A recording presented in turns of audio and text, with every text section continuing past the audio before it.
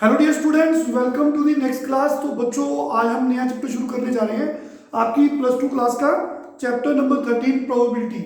तो आप लोगों ने ये प्लस वन क्लास में भी पढ़ी है, तो उस थोड़ी सी इंफॉर्मेशन के साथ जो इंट्रोडक्शन है प्रोबेबिलिटी की, उतनी की हमें चाहिए ताकि हम नया कॉन्सेप्ट शुरू कर सकें। तो let us begin with chapter 13 of your book, NCERT book. Chapter is probability. बच्चों, प्रोबेबिलिटी तो जो हमने 10th में भी पढ़ी है, प्लस वन में भी पढ़ी है, तो इतनी की इंट्रोडक्शन के साथ हम एक कॉन्सेप्ट सीख सकते हैं। तो देखेंगे, तो प्रोबेबिलिटी किसी भी इवेंट की हमने अभी तक पढ़ा है, it is given by number of favourable cases divide by total number of outcomes. तो किसी भी इवेंट की प्रोबेबिलिटी निकालने का फॉर्मूला है नंबर ऑफ फेवरेबल केसेस। जो हमारे फेवर में केसेस है वो कितने हैं, उनका नंबर कितने हैं, और टोटल केसेस कितने हैं, एग्जॉस्टिव केसेस कितने हैं। तो दोनों को डिवाइड करके किसी भी इवेंट की प्रोबेबिलिटी हम निकाल सकते हैं। ये फॉर्मूला हमने 10th और प्लस वन क्लास में पढ़ा है। तो बच्चों, जो प्लस टू की प्रोबेबिलिटी है वो हमारी शुरू होती है कंडीशनल प्रोबेबिलिटी से, जो एक्सरसाइज 13.1 है। तो जैसा कि इसका नाम है कंडीशनल प्रोबेबिलिटी, तो प्रोबेबिलिटी जिसमें हमें कंडीशन गिवन है। तो इसमें देखिए, मैं आपको एक्सप्लेन करता हूं। सपोज कर लो E and F be two events, then probability of event E when it is given that event F has already occurred is denoted by probability E oblique F, and it is given by formula probability E oblique F is given by probability E intersection F divided by probability F। तो बच्चों, मान लो दो events है आपके पास, तो probability आपने मान लो E की निकालनी है जब आपको पता है एक कंडीशन गिवन है क्वेश्चन में, कि कंडीशन गिवन है कि F इवेंट कोई हो चुका है। अगर सपोज मान लो कि दो इवेंट्स है ई और एफ, तो प्रोबेबिलिटी मान लो हमने ई इवेंट की निकालनी है जब आपको गिवन है, इंफॉर्मेशन गिवन है, उस इंफॉर्मेशन को हमने एफ का नाम दे दिया। Given that event F has already occurred, तो आपने ई की प्रोबेबिलिटी निकालनी है अंडर द कंडीशन कि एफ इवेंट हो चुका है, जो भी सिचुएशन होगी क्वेश्चन में। तो उसको डिनोट कैसे करते हैं, P ऑफ E, मतलब E की प्रोबेबिलिटी निकालनी है, probability of event E over जब ओब्लिक F। ओब्लिक F का मतलब है कि F हो चुका है।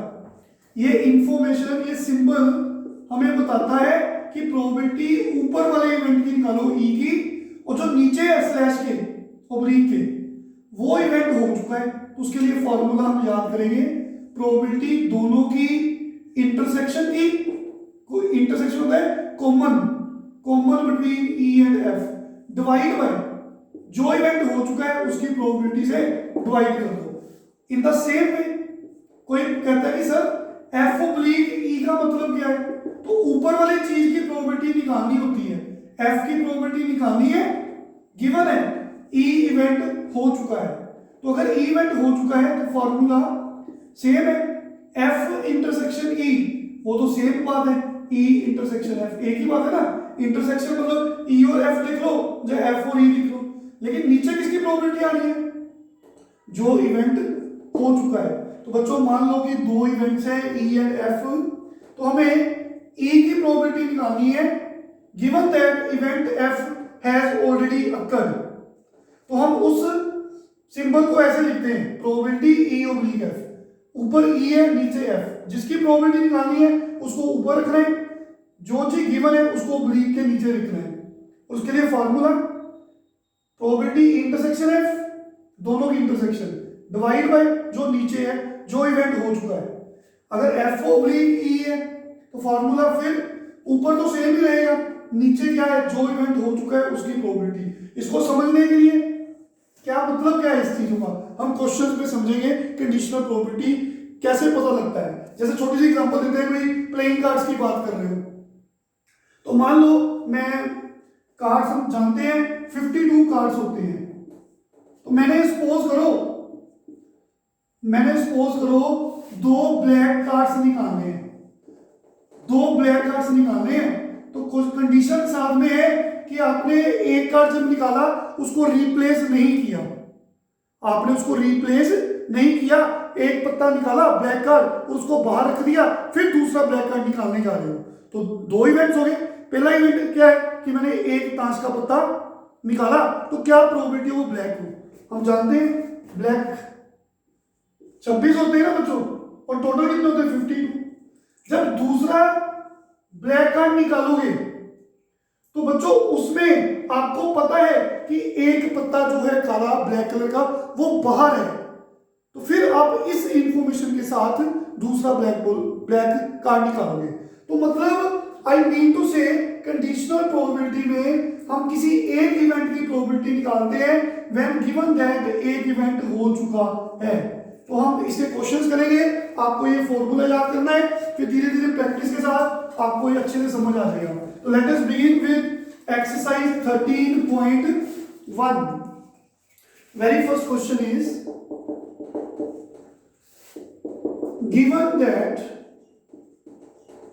E and F are events, दो इवेंट्स हैं, such that probability of E 0.6, probability of F 0.3 and probability E intersection F 0.2.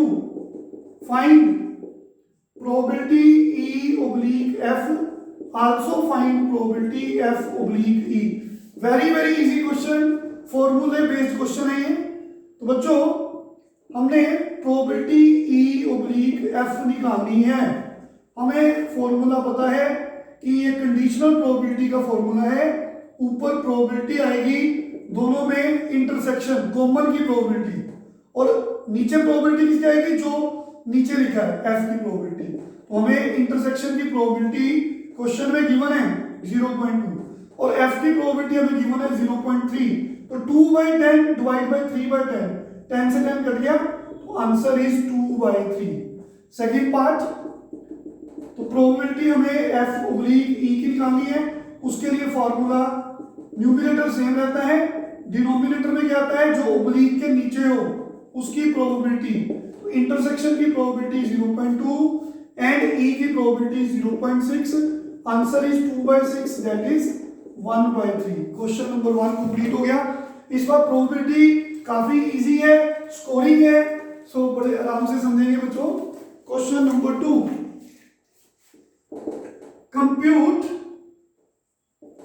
Find probability A oblique B if given that probability of B is 0.5 and probability A intersection B 0.32।